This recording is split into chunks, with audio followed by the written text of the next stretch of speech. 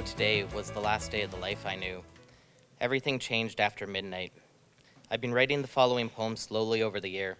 I made my final changes to it today. It's fitting that I can read it here tonight. I call it Time Without You, 2024, Melissa Reed Boogart. We first met at work, early 2013. You were kind, caring, and wouldn't be mean. I got to know you, a true friend indeed. That was when your name was Melissa Reed. Then, in 2014, I asked you to date. Our relationship grew and you became my mate. The 16th of April was 10 years from that day. Through all of our time, I never did stray. We dated 4 years, then we were engaged. You helped me so much my emotions had aged. For over a year our wedding we dreamed. In 2019, your smile just beamed. June 29th was when you became my wife, and I, your husband, for the rest of your life. It's completely unfair that death took you away, that November of 23, on the 28th day. My heart was torn open, my tears flowing down. They filled up the room and I started to drown. So close to Christmas, and my birthday as well. I spent New Year's with friends, but midnight was hell. I missed you so much on that New Year's Eve. It was just over a month since I started to grieve. I looked at your picture and I cried several tears. I thought about our time and all of our years. A decade as friends, 4 years as my wife. I miss you so much, you were the love of my life. Time does go on slowly tearing me away. I lost my love on that terrible day. I can never go back and see her again, hear her laugh, kiss her lips. Feelings insane. 57 days later, just under 2 months, my mother died next. I've taken my lumps. I wrote her a poem that explained her hell. I've struggled along, not doing too well. And at 2.5 months came Valentine's Day. It hurts so much, seems so simple to say. I miss you so much all of the time. That saying, too, has become a part of my rhyme. I've said it so many times, but my life must go on. Time is a monster that's dragging me along. I wish it would stop tearing me away. I wish to go back, but I have no say. I continue to age, you're forever young. I continue on while my head hangs hung. You should still be here, I constantly cry. I will see you again. This isn't goodbye. An eternity to wait to be with your soul. At death's reunion, that will fill my heart's hole.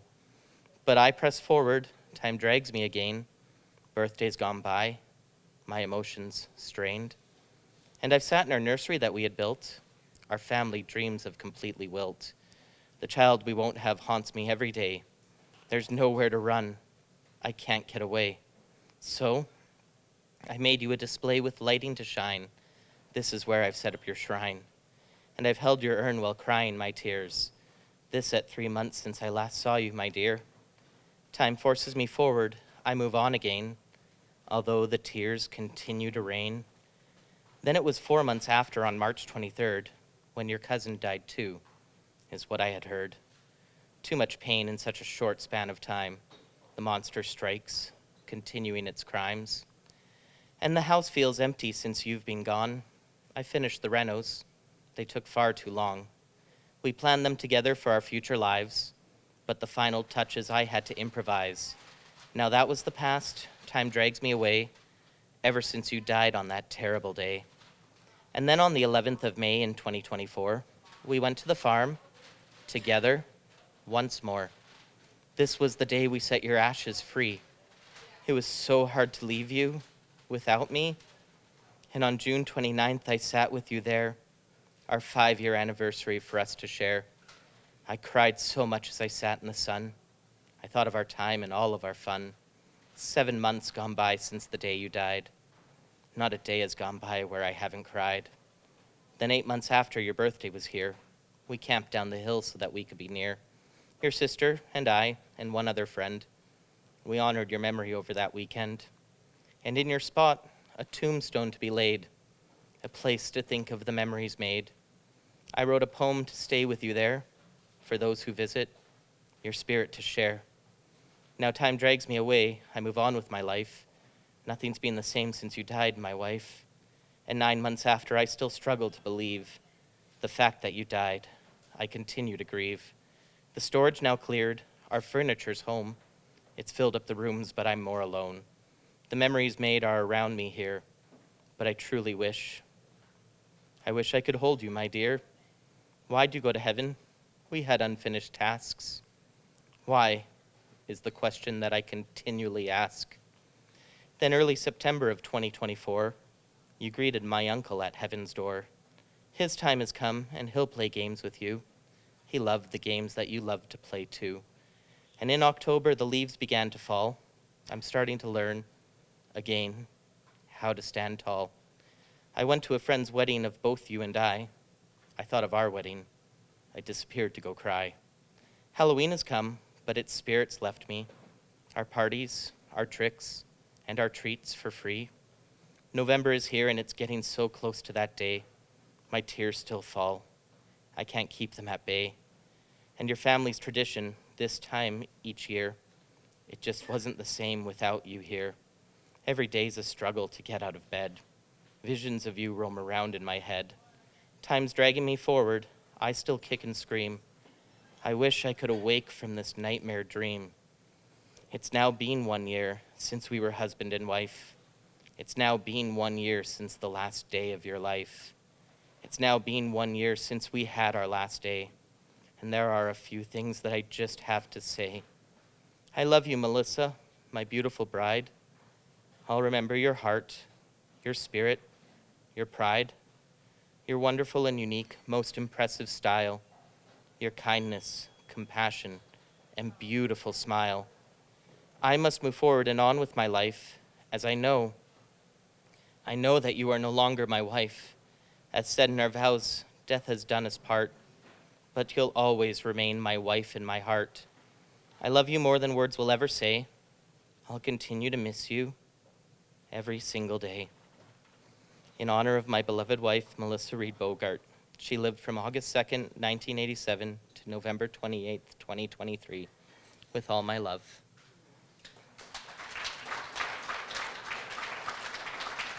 I'm very sorry for your loss, Chase. Thank you for your lovely poem. As we're coming close to Christmas, and we've got all kinds of Christmas crafts fairs, and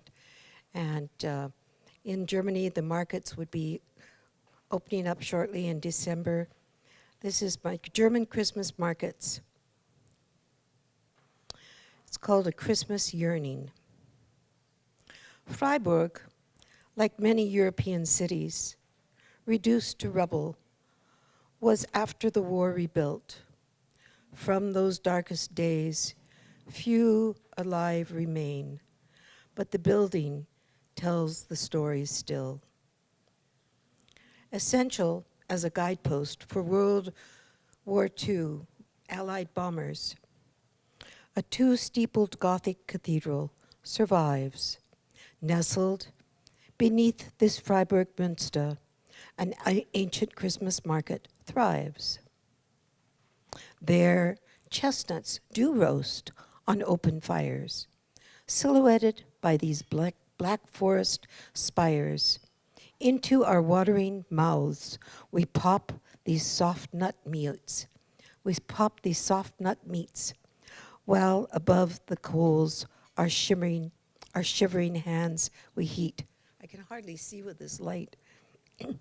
A children's choir, cloaked in red wool tunics, sings and signs familiar carol lyrics, while two tykes with floppy antlered earmuffs cool hot chocolate by blowing into mugs. Despite felt-lined boots, my feet are icy, a fine excuse to drink the hot mulled wine, which courses from my lips down to my toes, causing me to stumble on cobblestones. Filigreed glass candle drip protectors hang patiently in glistening groups of 3, above beeswax and long white tapers ready for the candelabras and the Christmas trees. Handcrafted painted wooden toys and trains lure the children to seek their secret dreams, while parents distract them with ginger snaps and winks and nods to vendors. We'll be back.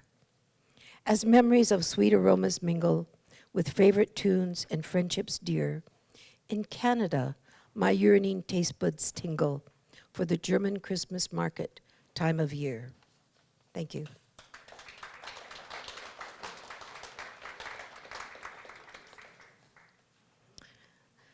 Now this is a lighter vein. All you have to do is look at me to see that I love sugar.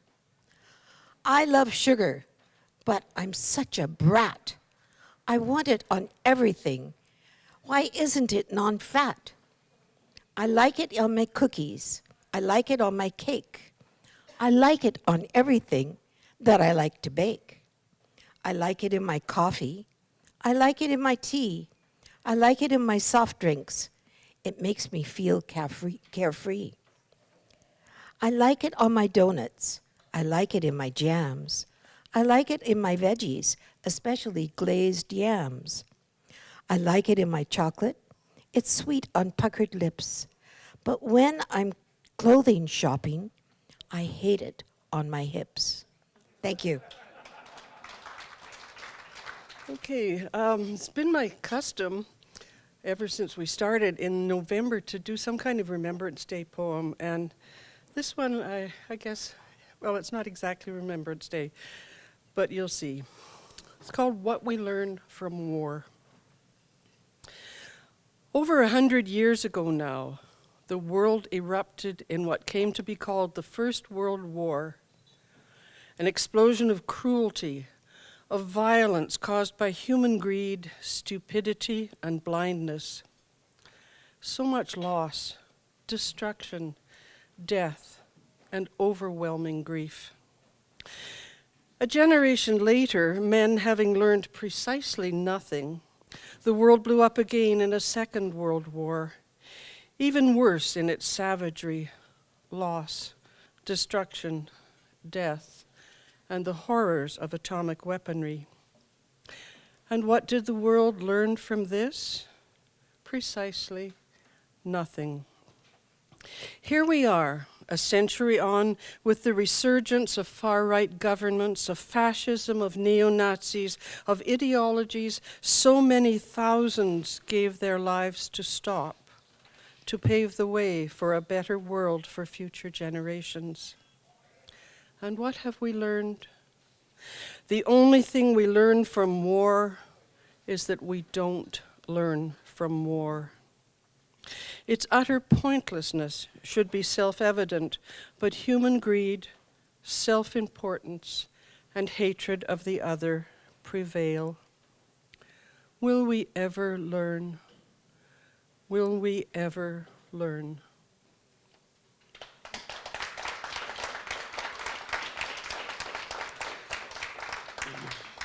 My poems tonight are all written in the sort of aftermath of the US election. As most of you know, we finally have a by-election called in West Lethbridge. This one is called Campaign Signs.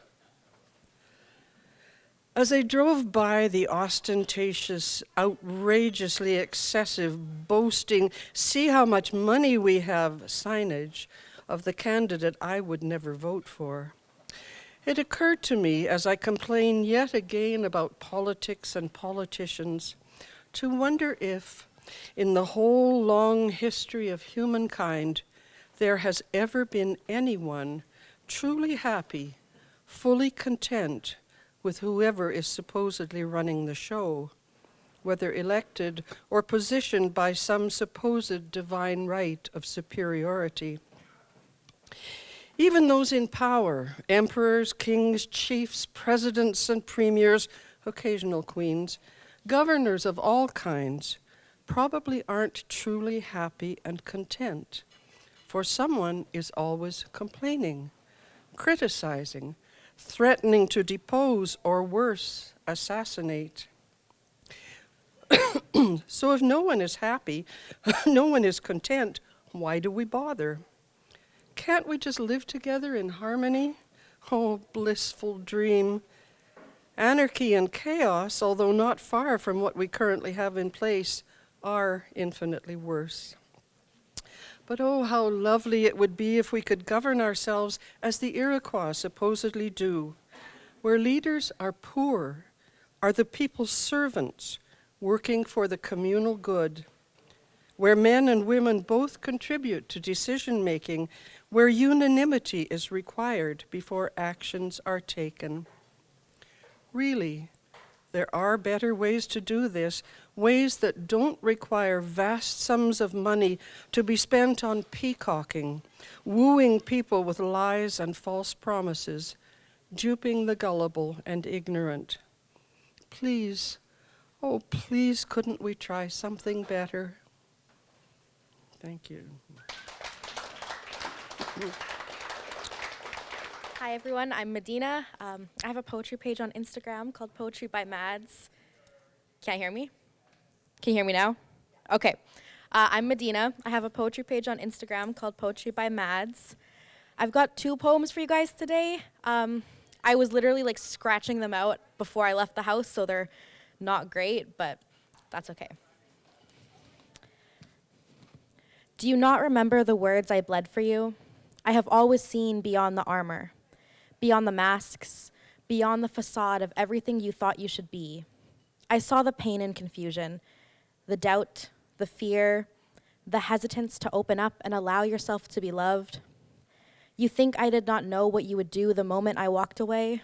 I dragged myself away by force, and so you ran. You think I did not guess where it was you would run to? You are not the only one who has stumbled. I know you. I saw in your demons a mirror of my own. I knew before you did the mistake you were going to make, and I heard the guilt afterward, felt the distance you placed between us.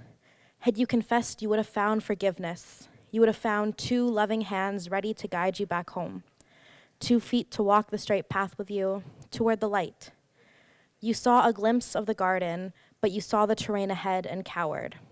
The demons of your past held on to you tight. And rather than brave the battle together, you lay down your sword and allowed them to drag you behind. But do not despair, dear soldier, for all those who walked the straight path will stumble. And should you need help finding your way back to the light, there will always be a guide. Look within and you will find your way home. Maybe one day we will meet again, when our journeys once again collide. I hope to make it to the garden one day, and I hope to see you there too.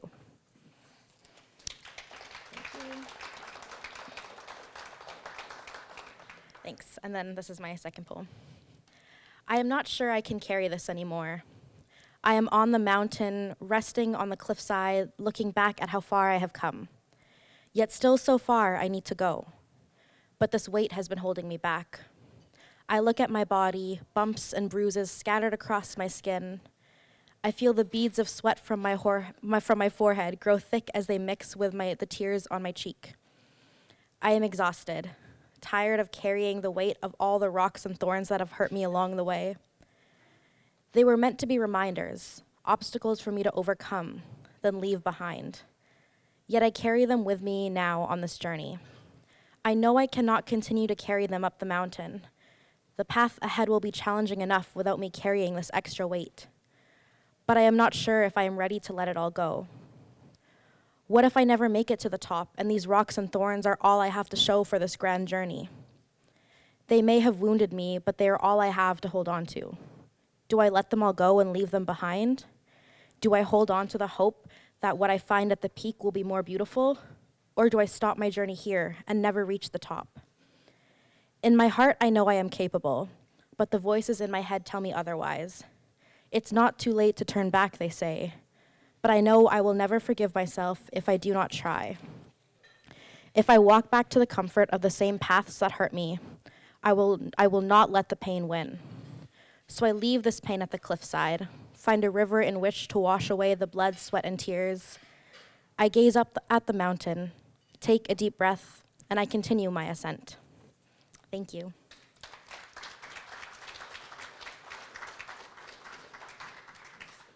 Hi, everybody. So I live in Toronto, but I'm originally from Lethbridge, just visiting. So I'm just here for a little while, but some of you know my dad, Jack, who's, I think, following me tonight. So anyway.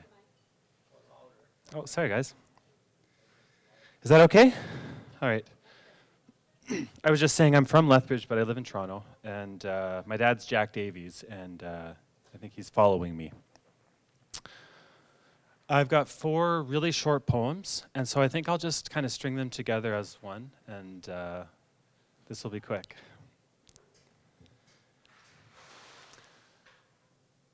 Roll the die. Get a number. Maybe it's good, maybe it's bad. Sacrifice your queen to protect your king, and in a slaughter of pawns, you show your hand. Maybe it's good, maybe it's bad. You say there are no coincidences, but maybe there are more than you think. Maybe it's all just one big coinkydink. And if life is this ship, I'll take the lifeboat. As the waves meet the rocks along the shore, they head towards the thing that will break them. We happen to be in the same place at the same time. Is there anything more mundane than these concurrences, the two of us caught in the rain, as the waves meet the rocks along the shore? If there were no planet B, we'd have to invent one. There's just not a whole lot of life left in planet A. Venus, our neighbor, moonless and childless she spins, and I guess we're all just trying to get through another day. So we make our way to a little red planet, pioneers moving through desolate space. We stop to give rest to our oxen and drink in the streams. It's not so very far, at least not in our dreams. Venus, our neighbor, hapless and haggard, stars that keep dying, death stars and lights at the end of the tunnel, God in the rubble, big bangs that swallow creation that stand in the way. The tassels of my life are long gone, and time has worn the embroidery I've sewn. Not that it was ever any prize, not that the stars above would ever love me as their own. While they crossed in patterns I'd never recognize, or they sent a little dust down to be swept up and added to the trash and set out at the curb by sunrise. Thank you. Anybody here tonight, is there anybody that was at Woodstock? Okay. This is a poem about actually very, warmer times. It's like a little bit chilly out there, and we got 3 feet of snow. But this poem is called "The Summer of Love."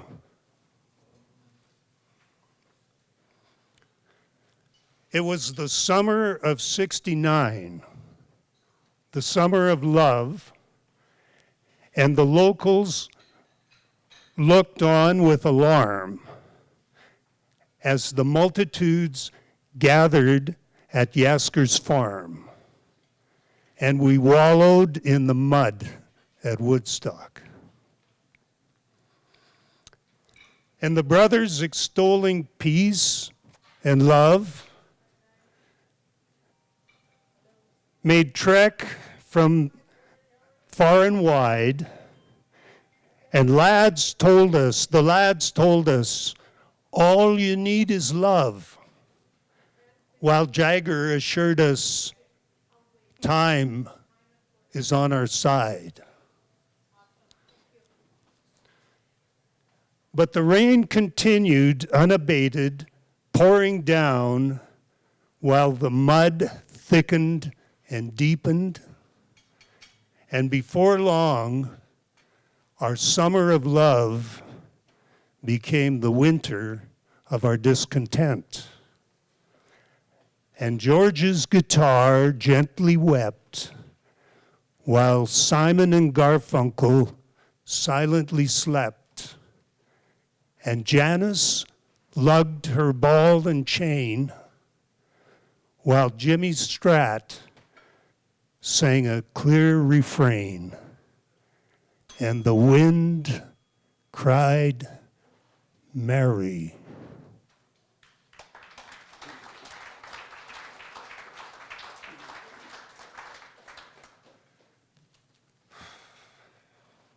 I have a poem. This poem is called Suspended Belief. Here we are, stretched out on a web, suspended somewhere between birth and death, between light and darkness, between reason and insanity, between a rock and a hard place, between the devil and the deep blue sea.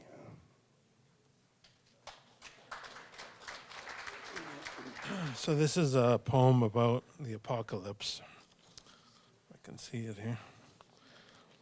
Is it the apocalypse? Are we near the end? Will it ever come around? Who is going to win? I don't want to live within some corrupted time. I don't want to fight to live in the rampant crime. I am going to stand for it, and I will prevail. I am going to live my life. I will never fail. All the gangs will rule the earth when it comes to fall, when the nations all collide, when it's after all. But I'm going to live my life, but I'm going to stay.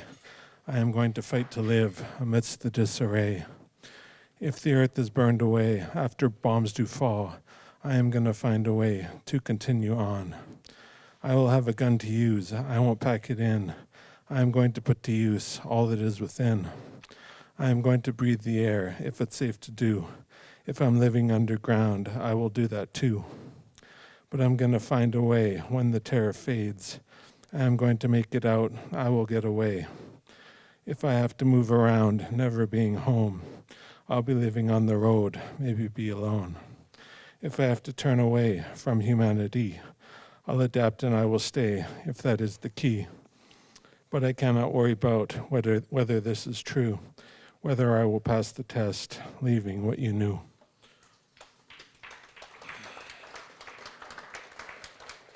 Thanks. This one's called The Cotton Wind Instruction Routine. I am going to twist it off. I am going to turn. I am coming back again. Yeah, I'm going to burn. I am going to tell the truth, counter all the lies. I am standing in a booth until the fire dies. Now I'm going off again into the final four. I am going to be the one who stands for something more. Get away I cannot see. I do not want to pay.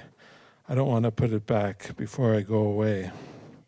How you felt you never knew. You have been the one. You have turned it off again. You're sitting in the sun. Get away, it's not for me. I do not want to fall. I don't want to bake the bread before I take it all. See for me another thing that doesn't want to turn. If I'm coming back, if I still have to learn. Get away from in the eyes and focus on yourself. Be the one to put it back and leave it on the shelf. Now my mind is like a tree that's growing in the ground. I am going overseas. I'm going to turn around. See for me the things to do, the focus of the eyes. Be the one to rip it out before the fire dies. How you felt you never knew, but you felt the same. All the dreams are coming true. You're feeling rather lame.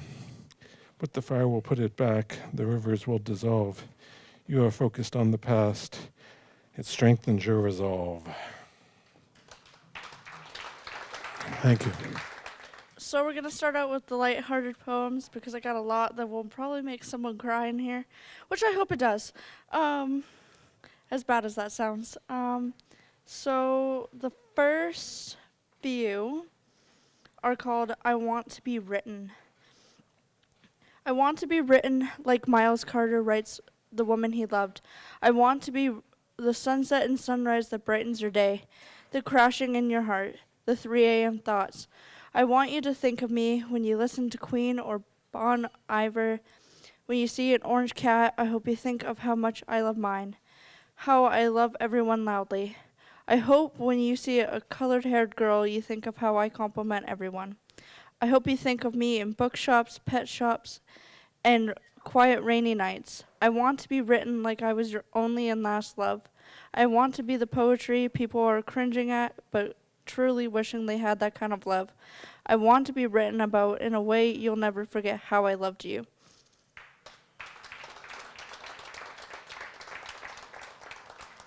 Now this is I Want to Be Written, Part 2. My sheets know your name, but my heart's to blame. I wrote poems about the way you made me feel, hoping maybe I'd heal from the pain you put me through. I want someone's sheets to know my name, my scent, the song that makes me smile. I want your neighbors to ask why they don't see me around anymore.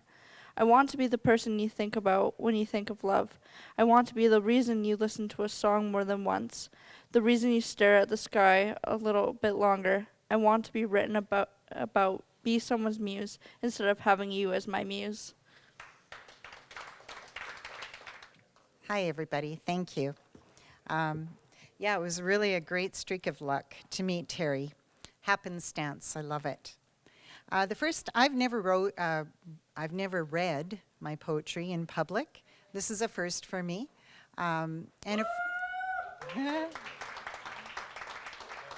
And a first to this really cool venue. We're new to the city and we're loving it.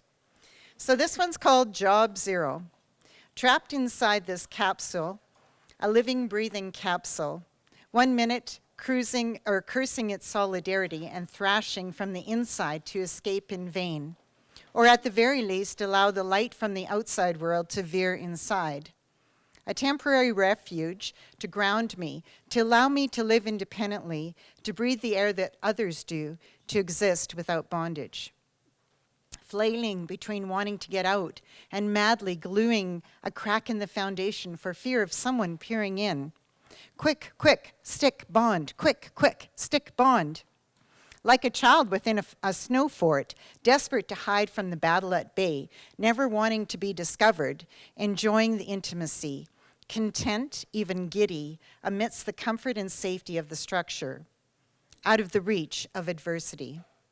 The hurt is trapped inside with me, and I jostle in ambivalence between these two urges. Cowering before those who breathe life, not wanting them to discover my lifelessness, my ugliness, the dark unattractiveness of it. Not sure I can pretend at life and breath, afraid of being discovered, a fraud, so to speak. Among us, not able to function on a common plane, therefore risking the loss of friendships and relationships. So mud it up, quick, before my anxiety breaks through the facade and shines through one of the orifices for all to see. Mud, spackle, mud, spackle. It's dark, yes, but warm and inviting in a way. It's familiar. I can measure each emotion precisely. I can be audible on cue and quiet when needed. I can call forward several faces with little effort, accept the energy needed to carefully attach the appropriate emotion in a timely manner. Now spring forth and mimic life,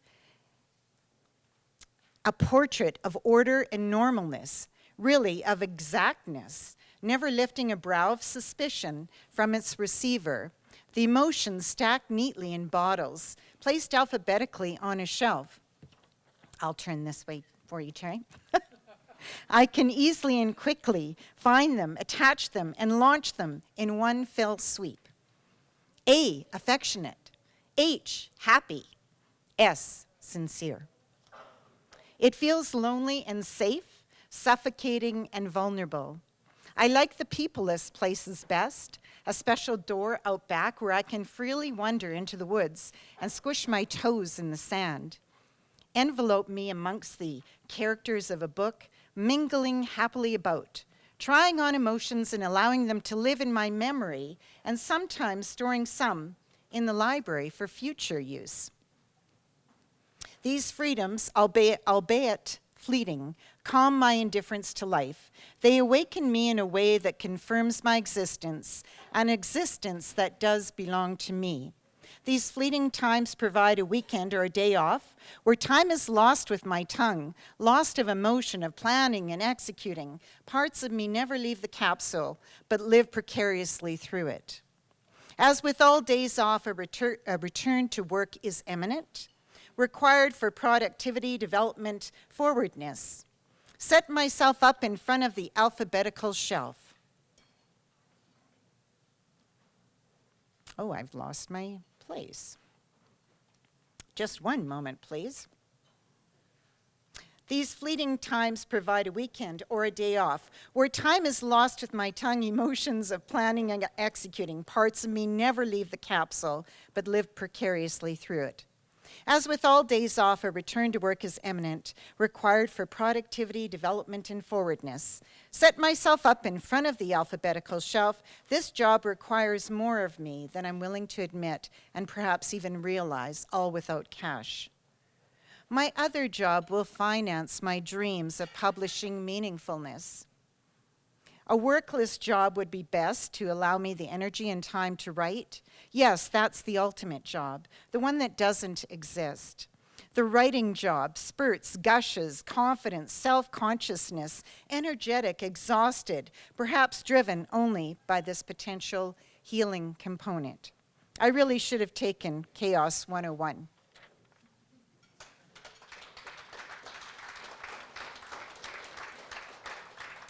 Thank you. This one's called A Battle of a Lifetime, which seems to be a theme. I think all writers sort of dig deep for that emotion.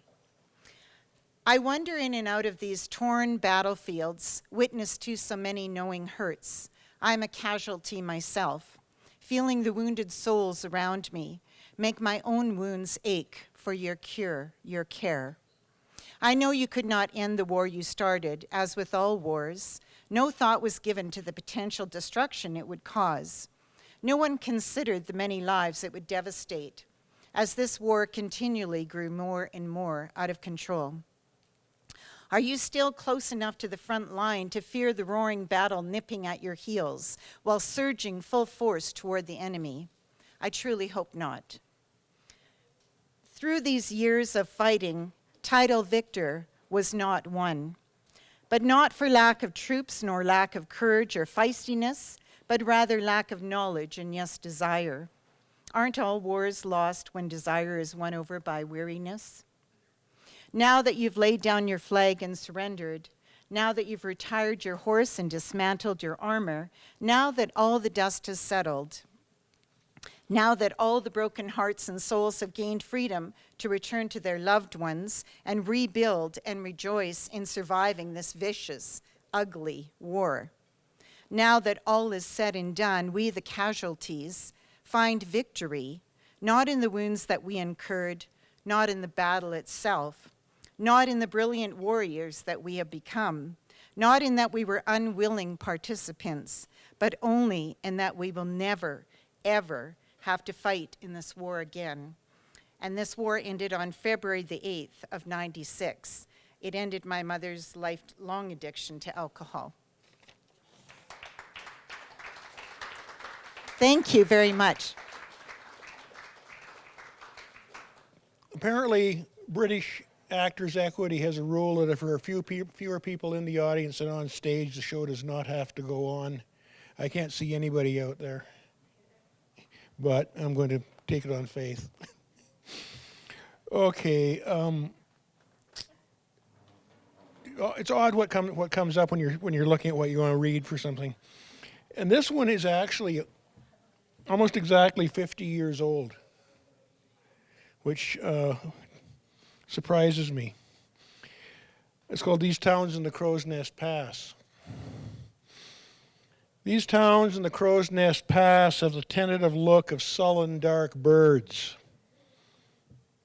as if they might suddenly rise in a whirl of loosened shingles and a great flapping of rafters. Sad, dark flock of ungainly buildings circling across the sun, then heading south out of a desolate place, leaving behind only snow and the broken shells of emptied basements. Frank, Alberta, December 23rd, 1974. And the terrifying thing is you go through there now and it doesn't look that much different. And this one is newer, and I make no great claims for it, but I was writing a bunch of semi-limerick-ishy things.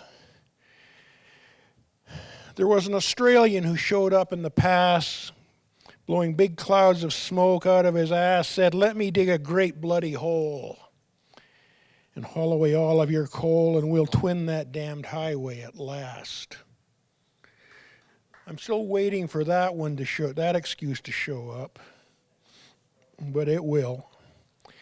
I'm also, and this is more immediate, I'm also a retired postal worker, and I've been on the picket line most of this week. And this is a shout along. I'm hoping there's enough people here who will do this. Your line is, "We've still got some pride." And I'll point to you when it comes your turn, okay?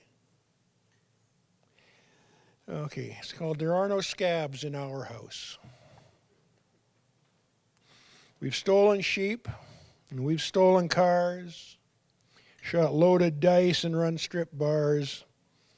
But this, by God, goes too damn far, because there are no scabs in our house. Our house, our house.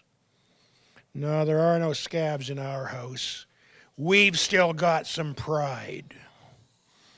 Our brother Pete is awful sweet, but he makes his living hard, stuffing drunks into steamer trunks and burying them in our yard. But there are no scabs in our house. Our house, our house. No, there are no scabs in our house. We've still got some pride. Our Aunt Jan likes old men, but Jenny feels no guilt. The blushing bride uses cyanide and insures them to the hilt. But there are no scabs in our house. Our house, our house. No, there are no scabs in our house. We've still got some pride. They call us low, and it may be so. We know we're evil swine, but we'll chew glass and we'll kick your ass before we'll cross that line. Because there are no scabs in our house. Our house. Our house. No, there are no scabs in our house. We've still got some pride. Thank you, Solidarity.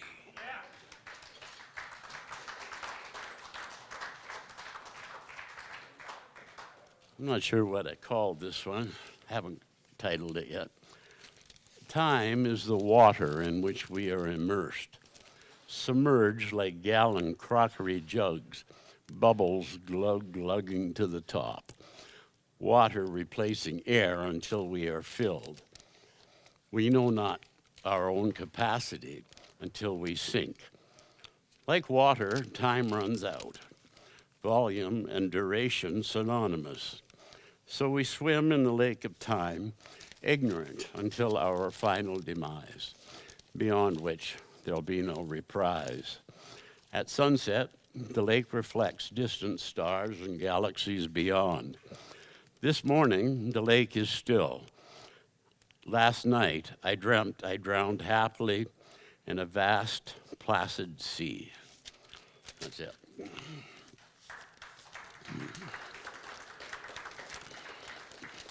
This one you can feel free to sing along with, but if you'll recognize. This old man lives with Alexa, but his old ways only perplex her. For weeks, she sits lonely on the shelf while he wanders about talking to himself. She waits in silence for a chance to complain, but this old man has forgotten her name. With the knick-knack, that's a fact. He's forgotten poor Alexa, and he'll never notice how his neglect affects her. This old man has Amazon Prime, but the movies he sees aren't worth a dime. But they offer him a rare chance to emote and curse vociferously when he can't find the remote. This old man lives alone. He plays poker on his phone. With a knick-knack, triple jacks, and a pocket full of bones, this old man is rolling home. That's it. Reading poetry is somewhat like having a baby, easy to make, hard to deliver. I noticed half the kids or half the people coming up here come up with their cell phones and everything's on their cell phone. And then the other half are like me, which either write it and bring it up as a written transcript, or you go home and put it on docs, type it out, and print it out. And that's what I did. Now, Isaac Eisenhoff died a couple years ago, and he was asked one day, Isaac, what would you do if you only had one day left to live? And Isaac said, I'd just write. I'd keep writing. And Isaac wrote about 100 books. So this is for my old friend Isaac. Write faster. Write faster, Isaac said, when asked if he knew tomorrow was to be his very last day before his very last breath. Musing now, I know what he alluded to, about what it was still to be done before passing. Words not said, goals not reached, sights unseen, food not tasted, loves not taken. In these golden years, I think not what I had, what I achieved, who I loved, only about the undone. The road never traveled looms large, tears at my soul, leaves me flat and wanting to live another day. I did not know what I wanted, what I really needed, that to hurry was necessary, that time was wasting, and a world of hurts awaited me. Yes, I can now rest, but now I must do. I must see. I must love, then love more and more. Master your growth. You can never be the same you were yesterday. Today, some new awareness, some new spark changed you into someone new, someone you didn't know until today, until this moment. Your essence will remain the same, no matter what way you grow, but you change every single day, every hour and every minute of your life. Embrace that change. Embrace the growth. Be the architect of your life. Carve your path in the world. Take charge. Master your own growth.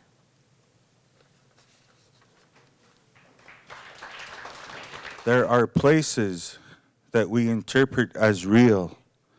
Honestly, I thought that was how I feel. Instead, I now know I constructed everything, and that reality is anything but a thing. To understand I am nothing, to be nothing is hard. The ego wants to eat. I am its treat. Instead, I enjoy my whiskey neat, a false sense of feeling whole and complete. The cosmological kinship is broken. Another drink is the devil's token. Until my spirit is sober and awoken, I continue to pursue universal knowledge and indigenous methodologies. All the while I feel inauthentic and out of integrity. This path I choose is mine, filled with love, joy, and daily crimes. See, as a colonized mind, I have been brainwashed into thinking that I am less than human. Deficit theorizing leaves my axiology and epistemology in ruin. Why must Indigenous people be less? Is it because we are now left powerless? A silhouette of a people once striving to interconnect with what is the existential Capulet, the colonial legacy by Romeo and Juliet. Today I stand before you, a beautiful broken being, no one less or more, just a man who strives from an intellectual core, from an oral history to what the settlers call folklore. To be an Itsitabi is to be, just to be. This is a new song that I wrote like within the last week, and I'm gonna read it. It's very, very new. It's called, for now it's called Velocity. So there's gonna be some repeat parts where I repeat the chorus, but this is a rough new song. Everyone's talking about the boy who let you down. Everyone's opinions some surely astound. Everyone is marching to the beat of their own drum. That sums up this party, a likely key stitch to this conundrum. Velocity is rigorous. Velocity is rigorous. They hold their agenda closely clenched in their own interest. Velocity is rigorous. Faith come back again. Faith come back again. Faith will surely transcend in human decency. Faith come back again. You see, I live with hope that all of man and womankind will have a moral compass unbroke by the shady dealings of humanity's underside. Faith come back again, upon that we'll rely, that we can celebrate the individual while working towards a collective good, that we can cope with our problems, reignite sister and brotherhood. Faith come back again, faith come back again, faith will surely transcend in human decency, faith come back again. Velocity is rigorous, velocity is rigorous. They hold their agenda closely clenched in their own interest. Faith come back again. Everyone is talking about the leader that let them down. All the best interests of the many are the best interests of the many, even a consideration at this table sit down. Is profit, image, and sway all that matter? What I'm pointing out clearly, without empathy, we're all collateral damage. Faith come back again, faith come back again, faith will surely transcend in human decency, faith come back again. Everyone is talking about letdowns, when all we really need to do is try to work together to get our united feet off the ground. That's it. Thank you. Zombie pigman, I want to be like you. In your eyes, the quiet dignity of a warrior. And your lowered sword, absolute comprehension of your place in mine. Your life is over. You've done your best. In hell, you earn your rest. I will never harm you, pigman. And if I do, it is fate that I be devoured by your friends and mine.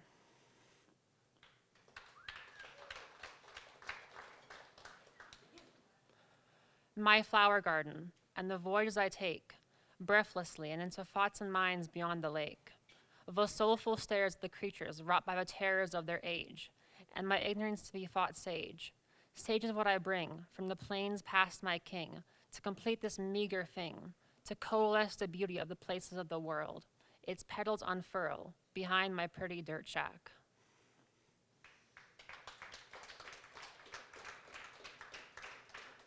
And this one drink tastes like another, and that one tastes like a cigarette, and the cigarette tastes like 5 more, and the 6th drink tastes like bad decisions. So distracted I stare at an empty glass, rethinking my choices.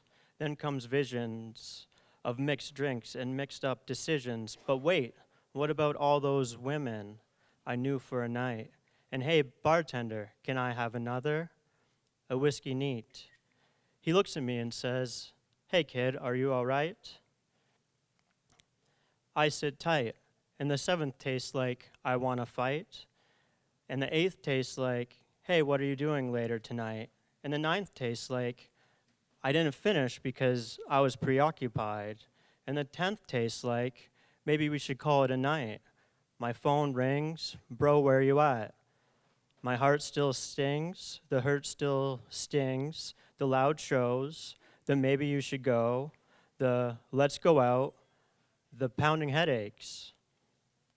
The pills I take at dawn to stay awake, laying in my bed, bedroom spinning, laying in the wake of bad decisions and bad cocktails, the my bad, the won't do that again, the we should break up, where did I put my red Solo cup?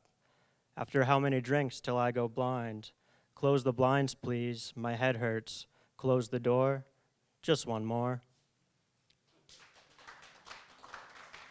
So technically it's still autumn, and I see autumn as like a liminal season, you know, not quite summer, not quite winter, it's in between. It's like a transitionary season. And I've picked 3 poems that I want to read to you, just short poems about liminality. And actually the first one's called Liminality. And that's the liminality is just this idea of transition, you know, not one thing, not the other thing, but something in between. Whispering of trees, chattering of leaves, wandering of breeze, portending of freeze, lengthening of sleeves, darkening of eaves, dwindling of weeds, burrowing of seeds, orange so deep, fireplace keep, blustery sweep, frost and chill creep, blistering weep, harvested reap, quieted peep, yawning to sleep.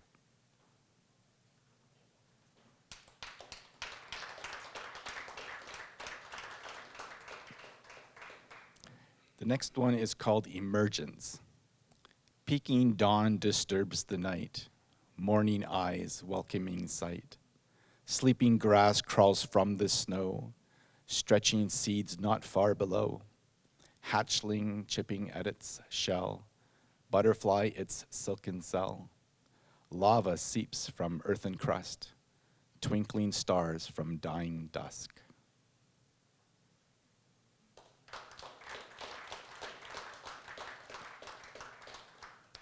And my final one is called Silent Descent. Leaves are turning brown, red, and yellow too, falling from their perch, exiting from view. Touch upon the soil, lie without a sound. Through the rain and snow, turn into the ground. Flakes depart the clouds, icy arms extend. Float through quiet air, silently descend. Land on leaf and blade, or the city street. Final moment now, melt in mild heat. Thank you.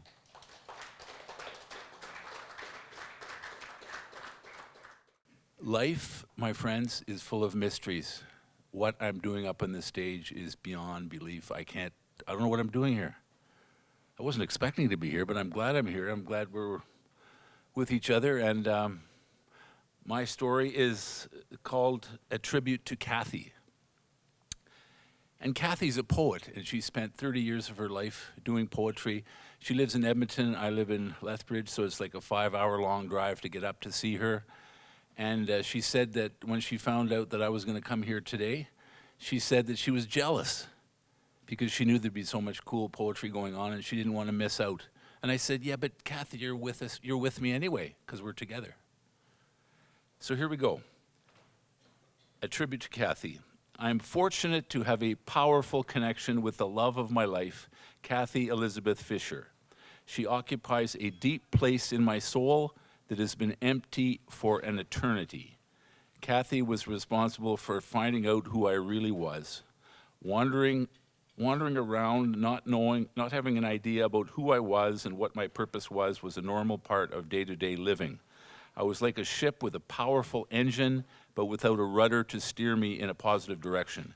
Kathy closely took a look at my big heart and my love of people and wanting to lick her tears when she was having a tough day and decided that being a bison would be a good fit for me. Not wanting to analyze this new identity too closely, I took it on as the new me. I'm looking forward to speaking with her and understanding more about how a human bison is supposed to function in this 20th century. As this was a significant undertaking, I decided to think about this another day. Meeting her in Fredericton, New Brunswick in October 2023 was a life-changing experience for me. I found what it means to have found a special and intimate and extraordinary and profound soulmate. It is impossible to describe the satisfaction I experienced during intimate, emotional, and physical moments in our connection. I will go to the end of my life journey remembering how satisfied I was with Kathy as she showered me with affection. This memory has been placed in my heart where only touching, heartfelt memories are located. Kathy is a Mustang who's often searching for places and people she can share her poetry with. She touches people's lives with a sincere expression of meaningful issues that affect her life. I hope she can come back so I can share this story with her. Sigh. Maybe one day soon she will return. I hope so. Kathy, je t'aime. You are the light of my life. I miss you. Your bison is waiting. Wow. I really love this woman. JWRH, Lethbridge, November 26, 2024, sitting in the bison paddock. Thank you. It's awesome to be here again.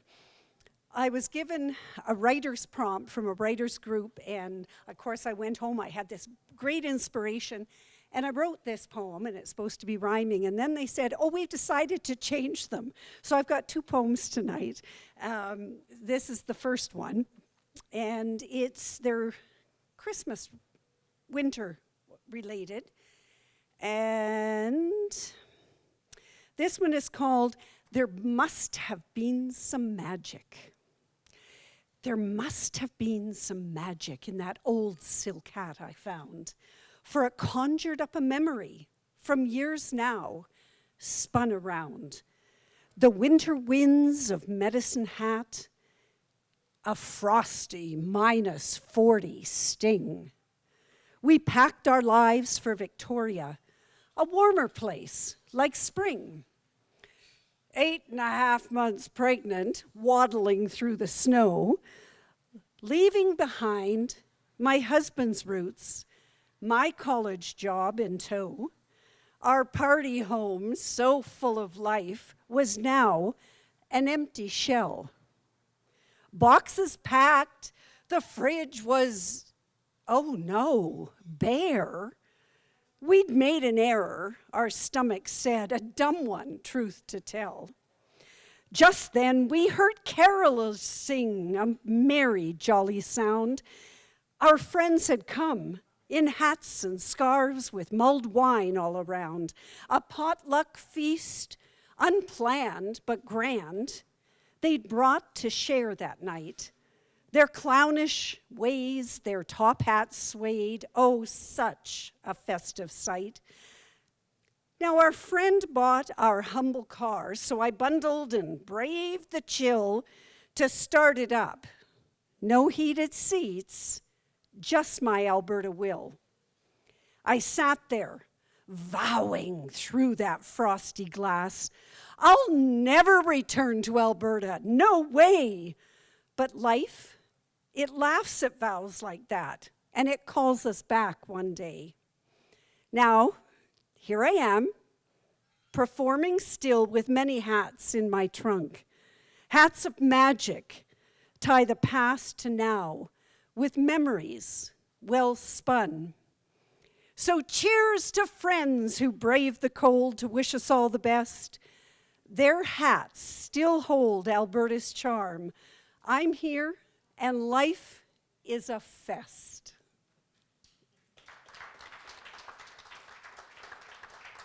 Thank you. Now, this is the one that I was given second. And so this one, Jolene, it also is going to be a song, but I haven't got my choruses in with the verses, so you'll get it just as a poem. It's Mariah Carey's, based on Mariah Carey's song, There Must Have Been Some Magic. So they must have something about hats that they want to do something. There must have been some magic. No, just a second. The gentleman that was saying he brought paper copies, that maybe was wise to do. Here we go. Okay. It's Mariah Carey's Make My Wish Come True. But I've renamed it to Make My Wish Come True, a widow's Christmas wish. Santa, oh Santa, I've written my list. But each darn year, there's something you've missed. I don't need presents or elves with goodwill. This time, please send me someone with skill.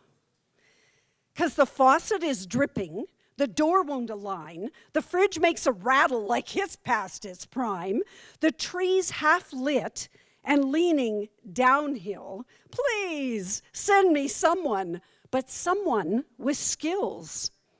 Also, now, the walls, they need a touch-up, because here's the rub. My painting looks more like a kids' art club. Streaks and splatters, no finesse, no thrill. No, forget the touch-up. Just bring me someone with a drill. The gutters are clogged, the deck's a disgrace, the steps are so loose I may fall on my face. I'm no DIYer, and I'd try if I had will. Santa, please, can't you bring somebody with a drill? Santa, dear Santa, are you hearing my call? There's just one thing I need before all of this falls. A man with a drill and a belt full of tools to fix up this mess and crown it with jewels. Wait, Santa? Oh, dear Santa, I've got a new plan. I'll fix it myself. I don't need a man. Nope, I don't need a man or an elf on the shelf, no. I wish for a drill, and I'll fix it myself. Merry Christmas, everybody. All right, so I'm going to start off with a little something I wrote for my first time here before we jump into the second time. This is called an ode to open mics. So I've had a thought. There's poetry in music, is there not? I'm sure I can make something up on the spot. I've come here tonight to enjoy open mic. All month I've been meaning a poem to write in the ardent hope that I truly might participate. But the days have marched by, and despite my best try, I have failed once again to meet my lofty self-expectations. More on that with my therapist later. But I'll readily admit today I wanted to come out and play, not miss a fun chance like the shy kid at the school dance. So in short tonight, I offer an ode, a toast, a grateful nod to our most gracious host. To the open mic, a chance to come and behold, share our words and our souls with new friends and old, if even just for tonight. Oh, most truly, what a delight. That's that one. And this one will be fun because I have never read it out loud before, and it's not edited, it's not anything. This is my mental processing, so come along for the ride. I feel like we have a little bit of a theme tonight, though. This is called 99 Bottles. Bottle number 1, this one's just for fun. Bottle number 2, just to see what it will do. Now 3 and 4, no problem, still standing, feet on the floor. 5 to 7, 8 to 11, handing over control, oh, the places you'll go. An even dozen should do, but that won't cut it for you. 13, 14, and 85 more. After 99 bottles, who's counting for sure? 99 bottles, they litter the floor. 99 bottles, they dampen the pain. They're still not a problem, at least that's the claim. The bottles get bigger, or smaller, or both. The liquid gets harder and burns in the cold. The savior turned monster has become all too real as hands start to shake and fear is all you can feel. 99 bottles can't pick up the phone. 99 bottles, you're sleeping alone. In a room full of broken souls, pleading for a way to be whole. Now you sit with the ghosts so you don't shake alone. Confused and talking to the whispers in the air. 99 bottles can do that to a man. 99 bottles steal your whole life from your hands. Warm safety turns to watchful hiding.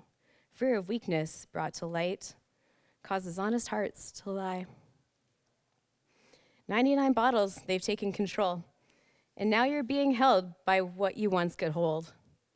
99 bottles take you so far from home, from the one place you need, steady hands waiting to hold you.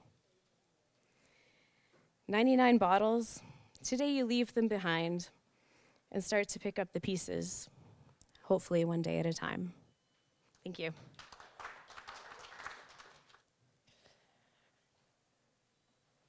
I have two poems. The first one is called Eye Contact. The air between us cannot be cut by the sharp longing in our eyes, desire burning where yours meet mine.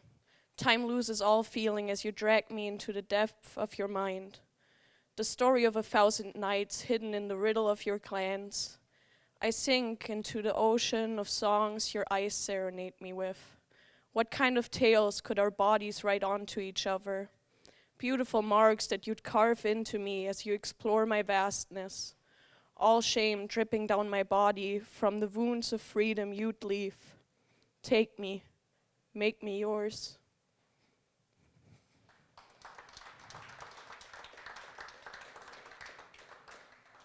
And the second one is about my grandpa, and it's called Family Love.